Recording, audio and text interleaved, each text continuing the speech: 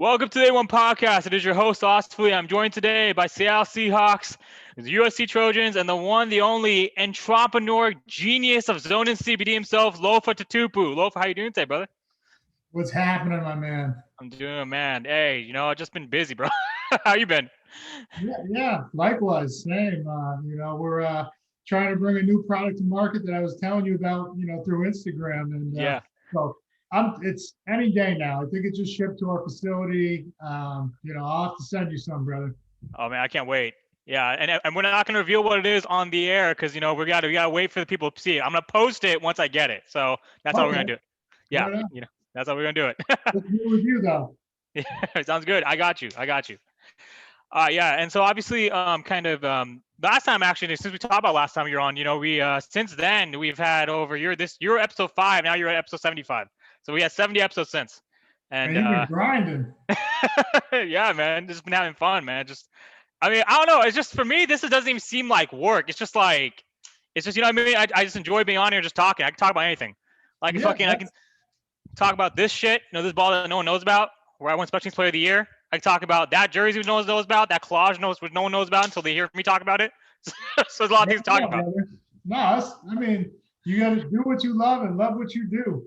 100%. Yeah, 100%. So yeah, pretty much. Obviously, we were gonna talk about my Phoenix trip. I actually want to start off this episode. I'm actually start off this episode the same way we start off last episode. We're gonna talk about your dad. Yesterday was the 11th anniversary of your dad's Mosie's passing. And obviously, he played for such a long time in the NFL, and he impacted so many lives. Obviously, with the Patriots in Massachusetts, he was also the head varsity coach at your high school, King Philip High School over there in Mass. And Yeah. Since our last episode, I now follow your mom, and she follows me. I follow your sister, yeah, and obviously it's just it's great, being kind of incorporated your family. I almost feel like a part of it, even though vicariously, but talk to me about your dad. Talk to me about kind of his legacy and kind of his impact. Yeah, man. My dad was and still is, my hero. He was Superman to me. You saw the post that I did a year ago, and just everything.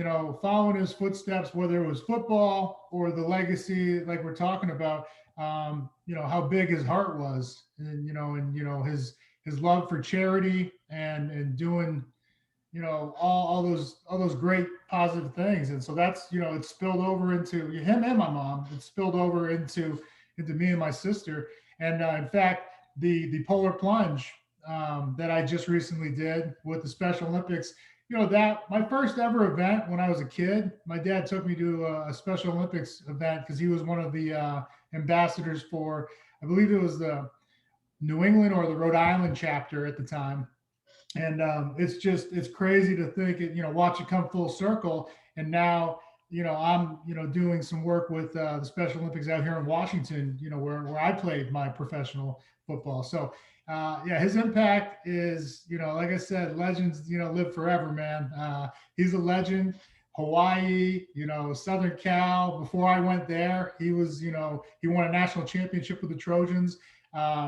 And then he made his footprints out in Massachusetts where I grew up, and so he'll always be with me. And our family and loved ones and friends that pass on, they live on through us. And so while it used to be a hard day, like probably the first year, it's one that I reflect on, just fond memories, how much I love him, and that life is short. Man, he was 54, and it's you don't have time to be sad. I mean, the grieving process. I'm not trying to tell anybody how to grieve, but I'm saying don't they don't want us to waste time. Time is precious. We're gonna see them again. That's having the right perspective, right? And hopefully not soon. Dad, I love you. I love you, but not soon. I got some living to do. Yeah. So that's how I feel. And when I think about him, it used to be really hard. I used to get choked up and not be able to talk to him. But now I'm glad you brought it up, man. I love talking about him, and I miss him. But I'll see him again. You'll see him again. Not in the near future, but obviously someday in the future. And I think. And I think obviously with kind of with that, I mean, what you just said kind of was paramount because when you think about kind of the when people pass, and I remember when I was in high school that my senior year is when I started to play, and then my grandfather passed away around that time, and it was tough, especially on my mom, especially on my grandma at that time, who's my last living the grandparent from my mom's side. It's just one of those things, when you lose someone so close to you and you lose like a family member, you're just like, wait, what happened? You're grieving, you're grieving, you're grieving, and you look for questions, look for answers why. But kind of to your point, you can't spend your time in that moment. You have to understand that life is precious, and every second that we have on this planet Earth, we need to cherish it, and we need to use it to its fullest, I guess, fullest value or potential. You know what I mean? Absolutely. Yeah. And I mean, it's my heart, goes out to, I got a lot of text messages and whatnot from that post. And, I appreciate it. You were one of them. Thank you, brother. But, just like I said, the day reminds me that, to not take it for granted, just, life is short, man. Enjoy it, live it up because we're not here very long, man. And I'll be blessed. I'm praying, knock on wood, that I get another 16 years. I'm 38 now. He died at 54. Yeah. You know, I've lived, man. And so did he. And it's sad. I wish there were some things like you could see the grandkids because he always wanted a grandkid. But he my dad lived, man, and he lives on. And so yeah, when I think about him, man, I just think about all the good times and all the lives he impacted and now trying to follow his footsteps with football was tough. Man, it's even harder Yeah. to match what he did off the field, and Oh my gosh. that's what means the most to me is that people still say, "Hey, he was one hell of a ball player, but he was an even better human being," and so trying to live up to that, man. And I think obviously with that, I mean, yeah, like, when I saw your mom's post about it and I responded, same way I gave her 3 hearts, and with you, I gave you the heart, the flex, bicep, and the goat, and I gave her the hearts, and yeah, exactly. Then I gave him the goat. When we use the word goat, and we'll get into this topic, it's just a very silly topic. We'll get into it anyways. But I mean, basically, we talk about the goat, right? It's for me, it's like what you said. It's not just what you do on the field. It's about everything, the totality of what you're able to do off the field, what you're able to give back. Obviously with me, football for me has nothing to do because no one knows who the fuck I am. I don't even care, But the people who do know who I am want my autograph, and I'll gladly kind of and also to your point about how you're able to give back to your fans. People respect that when people tell you kind of we love your story, we love what you're able to do, not only on the field but off the field. How great of a person you were. That that speaks volumes. To not just you as an athlete, it's just you as a person, you as an individual. Your legacy is so much greater in that aspect. You know what I mean? That's what it is. It's a legacy. People are going to forget that you played football. Exactly. It's something you did. It's not who you are. It's Right. I of course I love ball. I'm a football guy. I always will be. Yeah. But who are you? Beyond the game. And so that's something that I've always cherished the most is because I'm gonna tell you the last conversation I had with him, one of the last few, he used to spend from like November to December on when his season ended as a coach. He coached Division III college.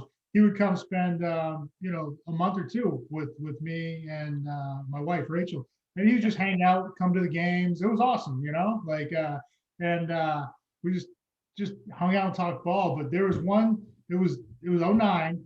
It was really 2 or 3 months before he passed away, and he sat there and he said, "Hey, Lo, do you ever wonder why we're here? Like, what's the purpose of life?"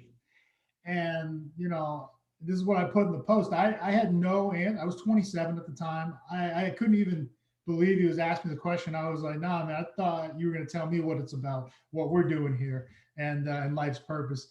And so I life's purpose is to help as many people as we can while we're here. We're not here long, like I said, Asif, and just do as much good as you can, and hopefully that ripple effect, keeps going, right? Because you never know who you're going to reach. Could turn out to be The Rock, the next, Yeah. and he could have a massive following and do even more good, like The Rock is doing. But and that was really, I wish I could have just told him that he lived life's purpose, to the fullest. And so that's what I mean when I said he lived, you Yeah. know? He definitely did. He definitely did. And I think obviously, and I love that you segued into that because obviously, yeah, you don't know who you're gonna meet. You don't know, you know what I mean? So treat the janitor the same way you treat the CEO because you never know, man. Hey, it might just be, some dude just blows up like that 14-year-old who did the podcast with you not too long ago. I saw that. That kid might end up being the next Joe fucking Rogan. So yeah, go ahead. Yeah, no, you're right. I mean, and that it was just it was cool when I saw, that he was just eager to learn something new because he was only doing lives. And I was like, well, you can't, live's cool, but you can't edit it. And, in order to take to the next step, because, and I go, you got to do a Zoom or Google or whatever, all these chats that they have these days. And it came out nice because it does like that sequence where the person that's talking is on the screen. If you don't do the split like we're doing now, it has the first person or almost like you're in the same room. And so it was cool seeing him take his game to the next level. And I just said yes to the pod, just like yours. When you asked me, I was like, yeah, I'll do it, man. What's up? Let's you say yes to everybody, man. You're the best. That's why you're the GOAT. It's having fun, talking ball, talking life. And you hope that whoever is in your community or whoever's listening to this, they just get something out of it, 100%. 100%. No, obviously, and it's great. It's great to see kind of, and obviously, Give Me Back is number one. And I think it's great. Because like you said, I mean, like we're all at different levels. Like like I just started this 2-3 months ago. Some dudes have been doing this for years. They have millions of subscribers. I don't have a million subscribers. I don't give a fuck if I ever get a million subscribers. I just love the fact, like you said, that I've reached over 12 countries. I reached over 12 countries because that tells me that there's people out there who really care about what we're talking about and the message we're trying to give back, not. Yeah, I mean, I'm not sure if I'm really making that clear, but that made absolute sense. Yeah. Man. So whoever's listening, we appreciate you and hope you got something out of it. 100%. Yes, sir. All right, now let's get into some fun stuff because I've seen you've been posting blasphemy. You basically said that this team would lose to the 96 Bulls.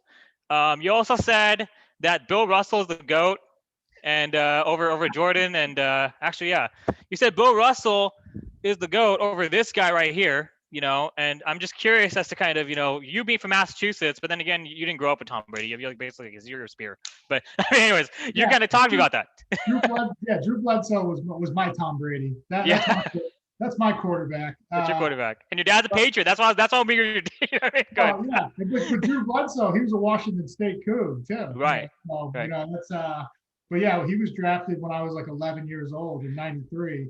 I think we talked about that. I don't know, but that was kind of like the craziest NFL, welcome to the NFL moment, other than getting blasted by Larry Allen, the Hall of Famer, in that same game. When I lined up, I look across and I was like, man, holy shit, Drew Bledsoe is the quarterback for the Dallas Cowboys, and I'm playing against him. I still have his like '93 Fleer autographed card somewhere. That's how crazy that moment was. And Bill Parcells too, right there. So it was a pretty awesome, surreal moment. But you tell me, man. I mean, if you add Brady and Jordan up together, I think they only have like 2 more rings than Bill Russell. So what are we talking about? There is no discussion here.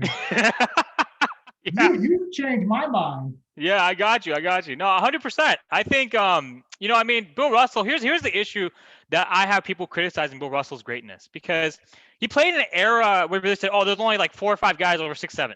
But I'm like, yo, dude, like, okay, I mean, Brady, you can say Brady was on the most loaded team, right? And they won the Super Bowl. And like, why couldn't Aaron Rodgers do the same thing? I was there last year at Levi's watching Aaron Rodgers get annihilated, and he had a better team this year, and they weren't able to do anything, right? But basically with Bill Russell, he had the same team every year. He was even a player coach. Like, I used to be a player GM in the Arena League. He was a fucking player coach. Like, how the fuck do you still win back to back? Like, how? You know what I mean? It's crazy. Jackie Moon from Semi-Pro. Player / coach / GM / owner. I paid him, brother. Hey, I love that shit. I understand the criticism. There wasn't that many. There was 8 teams. There was only 4 guys over a certain. You can't knock a guy for his competition. It is what it is, man. He couldn't play anybody else. That was the best that was around at the time. But I just throw it out there joking because I do love, it's a debate, and I love it when people get real passionate about it and they get mad, they get heated about Jordan versus LeBron. When I've always, for years, I was the one saying, wait a minute, we're already putting LeBron over Kobe, so it was it's always fun. I mean, because you see, how amazing it is. But I got a question for you then, Mhm. because you were a receiver, right? Yep. I And mean, so I think so. yeah, what is your stance on LeBron and if he played football in the lockout in 2011? He said he could have made a team. What do you think?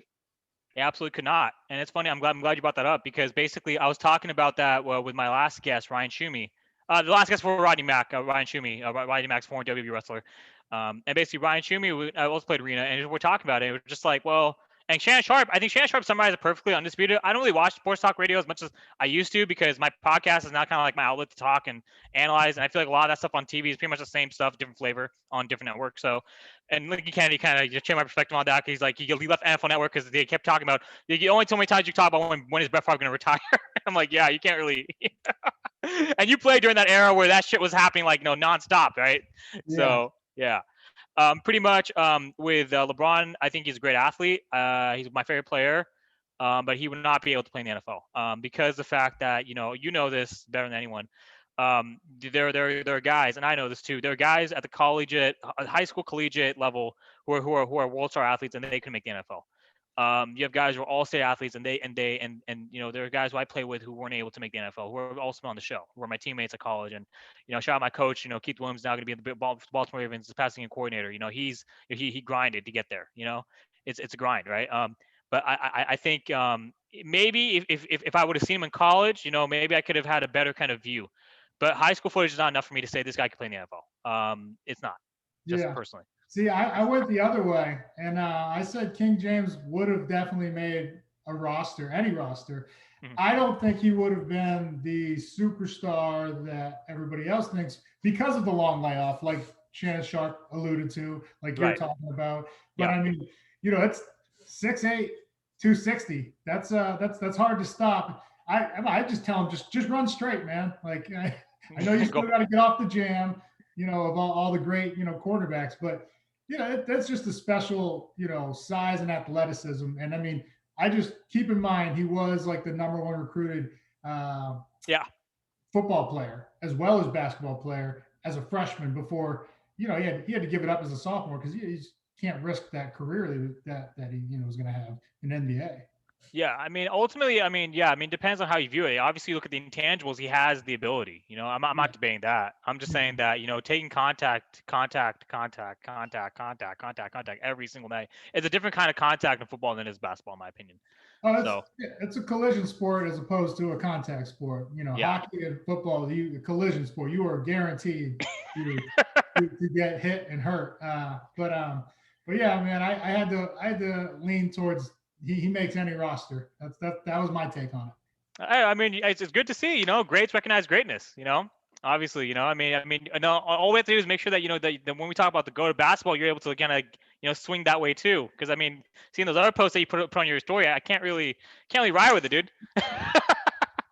No, I hear you. I mean, yeah, he's gonna smash every record, Yeah. and he's got a chance to catch MJ with another couple championships. I mean, what is he, 35 right now or Yeah. something? Yeah, 36. yeah. I mean, if he wanted to, he could play and play well. I think he would still be helping a team out into his late 40s. Oh yeah. Yeah, I think so too. But here's the thing though. It's hard for skill position players to last longer than quarterbacks and like punters and kickers. Very, very true. Very So true. I Well, I was just talking about basketball. I was going oh back. basketball. Yeah, no, I know he's you're saying he's the yeah goat. he's good. I'm not worried. Yeah, he's gonna shatter every record. Yeah, I agree. So Well, he's going to crush every record. It's 100%. incredible. It's It incredible. is it is incredible. It's incredible to watch. I was there Kobe night last year. Rest in peace Kobe. When LeBron was giving the speech, out to the crowd, and I'd seen LeBron play 5 times at that point. Once in the NBA Finals in 2017, obviously up to that point, regular season, and that was the first time I got to actually hear him speak, like in front of like a live crowd while I was there. And he's all Wow. like, and he had a piece of paper down. And he's all like, yeah, he's like, y'all knew I had something prepared, but he's like, I'd be cheating y'all if I had to read off this fucking little piece of paper, so I'm just gonna go off the top of my dome. And he started talking about Kobe, and it was so raw, man. Like I love that shit because Mm. as an athlete, you know what I mean? Like we all feel a certain kind of way, and I don't want things to be scripted, especially on a night like that where Yeah. we're all hurting, you know what I mean? And it felt good. It felt Yeah. LeBron. The reason why LeBron's the GOAT to me, kind of what we talked about. off the court and off the court, he is the undisputed Yeah, GOAT. There's yeah. no debate, you know? I'm So, with you there. I'm with you there. yeah, It so just, that's for a long time, I always loved LeBron the person. I despised LeBron the basketball player because he kept my Celtics from greatness a couple times. Miami, baby. And then he took Ray Allen with him to greatness. Those are some pretty fucking raw ass teams in Oh, Boston dude. and in Miami. Oh my Oh, god. insane. And speaking of raw ass teams, let me show you this photo. There's a young man right there. I'm not sure if you recognize him. Oh, It's yeah. Look at that. from Yeah. 15 years ago. I was trying to make the call for the officials. Not good. He Not was not good. in. So this is something which has been trending on my Facebook, and now I get to ask someone who actually started in a Super Bowl and was actually the victim of bad officiating. Everyone kept fucking bitching and complaining about the refs against Kansas City. They said they were letting too many tic-tacky calls go. You were actually a victim of bad officiating. What was your take about the Super Bowl, your reaction, and the officiating? Yeah, you know what? I mean, I did a lot of pods and interviews already on this, and I don't think it was a poorly officiated game. The past one that we saw, I Yeah, thought there was like two missed calls, and I don't know if it tilts the game. It was still, I mean, Tampa was still having their way in terms of, running the ball, throwing the ball. They were doing whatever they wanted, but right. the Tyrann Mathieu interception that got called back, that was pretty pivotal. And Yeah, then the the overthrow, the ball, both of those balls to Evans were over. They weren't catchable, and yeah. so I was waiting for someone to say, "Hey, you're not going to catch it." But that were two big pass interference that led to a touchdown from the 1 yard line to go up 20-6 instead of Yeah, 14 to 21, 6, 21 to 21 to 6. Yeah, 6. yeah. Yeah. So I mean, that's a pretty that's also now like I was when Kansas City was using their timeouts, I was like, what are they doing? They can't you can't give. I know they were getting greedy, and you guys you can't give Tom Brady, one of the goats, any extra chances, Right. and so he did the right thing. He threw a Hail Mary to a six receiver and Mike Evans, and they got the call. But the only other call that I thought was a little suspicious was my man Gronk was offsides when he caught that 30-yarder over the middle. They didn't call that. And You saw then, that too. Good. yeah, I mean, I was like, yo, how did they not see that? Yeah. And then there was one, I think, illegal procedure or illegal shift that they missed when Tampa was trying to run out the clock with like 8 minutes. Two guys were in motion and moving, and Tom was like, "Yo, stop," and no flag. But I mean, you go back to ours. Ours was, man. There was a illegal block on Peter Warwick's 50-yard punt return. There was the push with D-Jack. The picture you just showed, Ben not being in.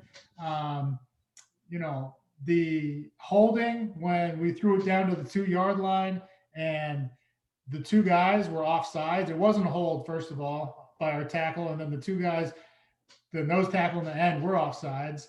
So that's 5 calls. And then when Matt made one of the greatest tackles that anybody could have made, on the interception, there's 2 plays later, we threw a pick. Matt went through the thigh boards of the lead blocker to get to the corner that intercepted. Made a beautiful tackle, and they threw an illegal block below the waist. And I was just like, this is a little too crazy. But it is what it is, man. I don't think the Bucks got as bad of a deal as we did, but what was your take on all of it? I agree. No, you just nailed it. That's why I want to ask you because I watched your game, and I was in high school at that time. I was my sophomore junior year. Yeah, my sophomore year, Hmm. and I was just like, what's going on here? Like this feels rigged, and I'm just like, what the fuck, dude? Go ahead. That was, yeah, and then they came out and they said, years later they apologized, and Yeah, like we talked so about it last time. was, and like that doesn't really make you feel any better. It does in a sense that the moment wasn't too big for us, Right, It right. Like we wasn't said, like we couldn't handle the moment, and so that's where you make peace with it. Perspective, right? Always, bright side of everything. But but it is unfortunate when you say like, man, I potentially don't have, because it was still only what, a 10, 11 point game, 20, Yeah, 21 to 10 or yeah, whatever it was. yeah, I mean, it wasn't a blowout like we just saw with Tampa and KC. So yeah. that's the tough part is like, man, we were right there. That there those were some tough calls that, went against us. But here's what it is, man. It is what it is, and yeah, that's pretty much it. I mean, obviously, like you made your peace with it, but that's kind of what you said is pretty much what I saw. This last Super Bowl. It's just like when a defense is that dumb, like we said last time too, just exactly what we said. When you get blown the fuck out, you can't make excuses, dude. Yeah. I mean, come on now. You Good. can't, yeah, you can't You can't say, make oh, excuses. it was that one call, So that's why, I almost wish we had got blown out. Yeah. So there wasn't like, even with the bad calls, would have been like, well, they kicked our ass anyways. But No, no, that was the case with you guys at all. Y'all were ready to get that ring, and then they just took it from you. Man, hey, man, just like life, shit happens. shit happens. Yeah. Keep going. Keep going, baby. Keep going. All right, so pretty much, I had to pretty much, obviously with that, so now the Super Bowl, and I think now the Seattle Seahawks, I think Russell Wilson was saying he doesn't want to get hit so much. So kind of, what do you think about his little, like, I mean, he said obviously tongue in cheek, but I mean, kind of, what do you think about that? Yeah. See, what they're not printing is the first thing out of his mouth was, I need to do a better job of getting rid of the ball. I can get rid of it faster. No one's putting those words that he actually said Yeah. into their sound bites or their clips or their memes and all that stuff. So I didn't think it was as bad as everybody made it out to be, but I mean, that's to be decided. We'll see. You'd have to ask, Russ and the O lineman. I don't think it was that bad at all.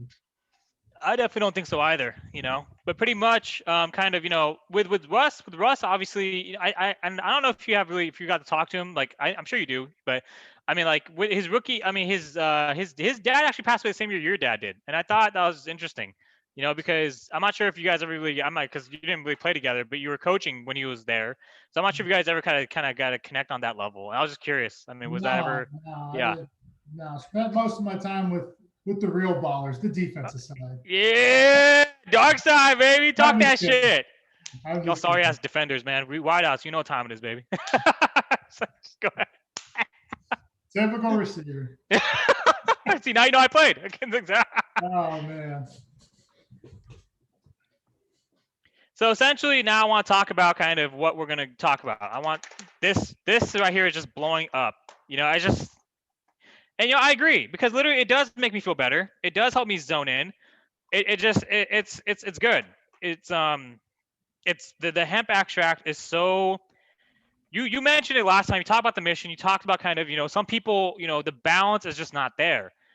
And I feel like with me, since I've been taking zone in, it's just helped me kind of center myself a little bit, So that's right, exactly, about, brother. That's balance is the key to a happy and productive life, man. And whether on the energy level, whether you're up here or down here, it gets me going. Whereas, like you said, it helps you center yourself and maybe come to balance, come down a little bit and then go. And that does the same for like my wife and a lot of like my mom, So, but for me, it picks me up and gets me going. So it's incredible what it's doing out there, man. it really is. And obviously, kind of with the growth of zone in, what is your biggest kind of? I mean, obviously, you guys hit the year, and we talked about kind of the year anniversary last year, and now obviously you're now in your second year. This is your second year now, as as a brand, as a company. What do you I'm not trying to say this, but kind of what are you looking forward to? I mean, outside kind of we talked about when we started this episode, kind of what else are you looking forward to? Innovation, new products. Really, essentially, what anybody out there listening, what CBD has done for me is it brought about a lifestyle change. One of active, productive, and just positivity. And I think that's what the main thing we're trying to convey is you always have a choice. And much in the regard of how I view my father's passing, I cherish the time that I had with him, as opposed to the sadness and regret of him not being here. and that's really that's a mindset and a perspective that is attainable that I never knew was possible. And these products have brought that to me, the change in perspective, and and it's also because, like I said, it acts on our cells, our cell receptors in our mind and our body. It gets us back in sync. But you start to feel things on a deeper level in terms of like what you're eating, what you're drinking, what you're consuming in terms of media, like and any positivity or negativity, you feel it that much more intensely. And so, like I said, I most people they have a lifestyle change when they get a scare.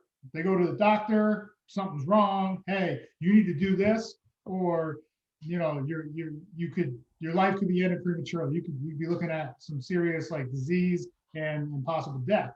I never had that doctor moment in terms of like I need to get my shit together.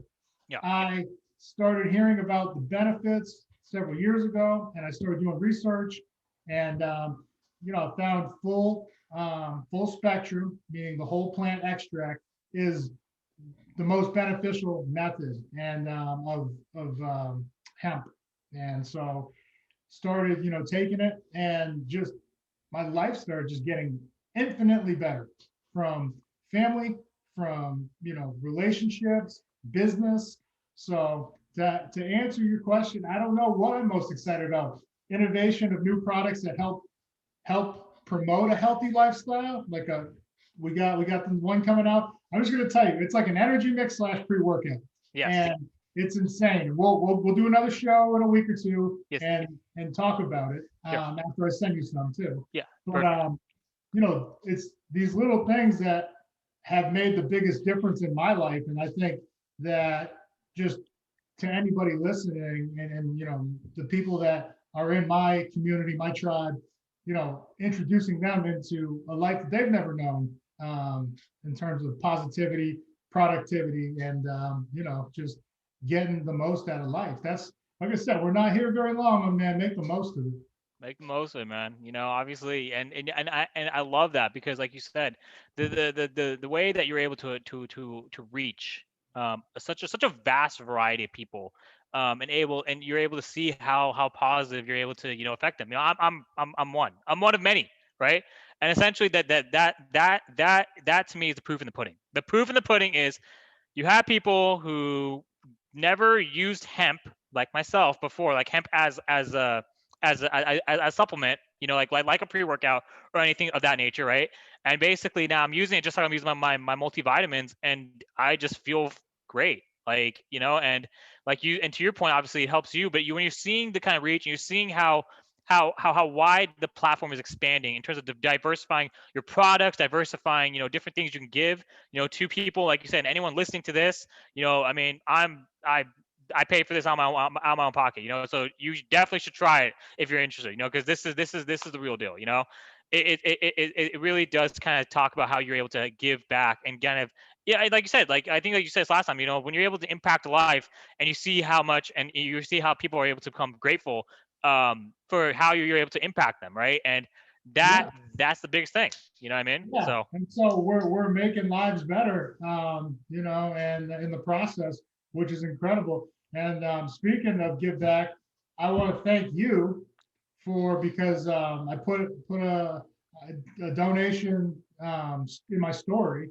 Not just the Special Olympics, but you donated to the Houston Food Bank, and the people in Houston who are going through it right now. So I appreciate that, man. That means a lot to me. And I think what people need to understand when you say donate, like $1 equals 3 meals. Man, that's three mouths fed. When you put it into those terms, I think people are like, yeah, I'll give at least $10. I got easily, yeah. And so that's huge. And that's I just want to say thank you as a friend and family member. Like you said, you feel like a family now. Because that's what it's all about, man. If you got plenty, give back, man. If you're blessed to do so. And so and even to anybody listening, um, even just sharing a link, is making more awareness. So it doesn't always have you don't always have to open your wallet if you don't have it. It's just, maybe reposting that link. And one of my teammates, Dede Lewis, who donated, he's from Houston, and I saw it on his story. And so, like we're talking about the ripple effect, so I donated, and then I put it in my story, and you did too, man. So I appreciate you, man. It means a lot to me. 100%, brother. I'm all about just giving back. When I say that, I live it. I mean it. It's not just giving back to causes. It's also, but it is about giving back to causes because it's all about the causes that help benefit the less fortunate or people who need it. Like what you're able to do with the poor plunge. That to me was just something where, like, if you're not touched by that, it's just like, everyone, I'm not sure how to say this because for me, I don't, when I sign autographs, I don't make any money because it's not about money. It's about giving back. When you are able to see the impact, it's for me, like my story, to see what that's able to impact for my followers, my fans. Even though I jokingly say, no one knows who I am. People fucking know who I am. Whether it just maybe not as widely known as Tom fucking Brady, but who gives a shit? At the end of the day, like what I was able to do was able to impact many. It's translated well to now my podcast career, my career outside of football, post football, like your career now with Zone and CBD. And obviously, we're still doing what we can to help raise awareness, not just for football, but everything outside of it. Go ahead. Well, yeah. Didn't you? Speaking of which, didn't you? You just did you went to Arizona and did a talk recently? I did, yeah. I was in Arizona. I was speaking to the Ghana Rugby Federation. How did that come about? What Yeah, how that happened? Basically, I think you saw it, but I basically had two Ghana rugby players who follow me on Facebook. One was Kofi Munchin, who plays for the Ghana national rugby team, and one is the other guy, Siba Ali Muhammad, this kid. They're both younger, right? So they're basically fans of me throughout my playing career, and they basically, I just like, hey, like, I'm sure that these guys have fucking some. These are guys outside of the U.S. who are athletes at like the national club scale. They have a story. Like, I'm like, why don't you guys come on? And they said, cool, they really appreciate it. Then that gained traction. It's like all their teammates and like the heads of the Ghana Rugby Federation, they read like, oh, we loved your interview with Kofi. We loved your interview with Siba. Like, we love this. Like, would you be willing to speak with our players and our body? I'm all like, yeah, why not? So that's awesome. Yeah. So what did you talk about? Just talked about my career, man. I talked about kind of, how I wasn't able to make it. I wasn't able to play in high school, but I just never quit. My will was what carried me to the distance. I've quit has never been in my nature. Quit has never been in my DNA. Coach Keith Williams is now going to be passing coordinator of the Baltimore Ravens. My first coach at San Jose City College. He can test that firsthand.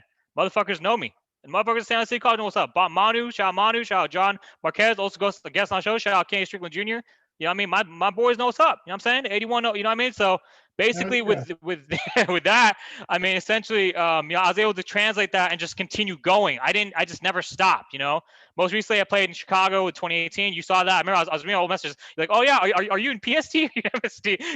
You're like, I saw you play in Chicago. I'm Chicago. I'm like, bro, that's been 2018. That's my last season, like back there, and then I was like, I'm a Cali boy. I can't deal with the fucking cold. Fuck the cold. You know what I mean? Yeah, so I'm like, but pretty much that my fans are fans of me because of my energy, my persistence to just never quit. And that's pretty much what I told the players of the Ghana Rugby Union. I said, I know you guys are in dispositions where you may not have the best access to medical doctors. You may not have, the most money to kind of get treatment that other guys, the athletes over here get. You may not have, you may not have your circumstances may not seem like the best, but your disposition is what's going to carry you the distance to get to the next level. Ooh, I like that one. I like that one, man. That's a great message. That's it. Bro, that's me. That's literally what I live by. I live by that. Like, my disposition, fuck what you say. Say I'm too small, say I'm too skinny, say I'm uncoordinated, say I'm slow, say whatever. Say I'm not strong, whatever. I'm going to outwork you every fucking time I see you on the field. Period. I'm going to come on this podcast. I'm going to, you know what I mean? That's the mic drop, man. Yeah. I don't know where we take it from there, man. That's real. That's real. Yeah. So I think we could wrap it up on that one, man. We might as well, man. Hey, it's been great talking to you, brother. And, I don't even feel like I need to wear my rings anymore, bro. I feel like I made it. That's awesome. But then let's like I said, I think that's coming out next week. Let me get you some of that, and then let's revisit this week and a half, 2 weeks from now. Sounds good, brother. We'll do that. All right, brother. My man, stay blessed. Yeah, you too, brother. Take care. All right.